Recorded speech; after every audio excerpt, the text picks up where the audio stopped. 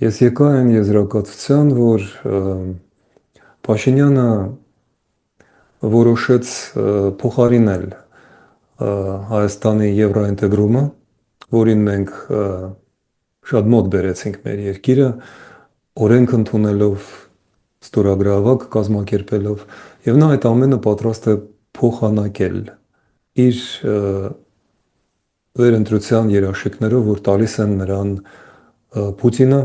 Ալիևը եւ Էրդողանը։ Սա է այն գլխավոր քաղաքական եզրակացությունը, որին մենք որպես կուսակցություն եկանք 2025 թվականի մարտից հետո, իմ կարծիքով այդ գործարքը տեղի ունեցավ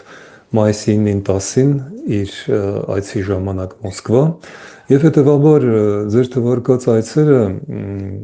կրում են եվրոիմիտացիայի, այլ ոչ թե եվրոինտեգրացիայի բնույթ։ Այսպես որ ես կպատասխանեմ ձեր հարցին այսպես. Փաշինյանը հիմա զբաղվում է եվրոիմիտացիայով։ Իրականում նա պայմանավորվել է Ալիևի եւ Պուտինի հետ գլխավորի մասին։ Նա չի մտնելու, չի բերելու Հայաստանը Եվրոպա, նա մնալու է Եվրազես կոչվող ԵԱՏՄ կառույցի, ԱՊՀ կառույցի մեջ, ինչը հնարավորություն է տալու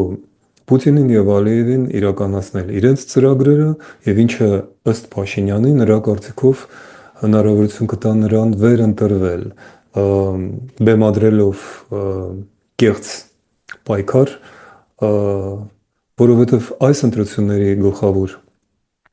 հարցը լինելու է ոչ թե նախկիններ կամ ներկաներ, սևեր կամ սպիտակներ։ Այս ընտրությունների հարցը մեկն է լինելու։ Հայաստանը մնալու է Ռուսաստանի եւ Ադրբեջանի պատանդը կամ դառնալու է ազատ եվրոպական երկիր։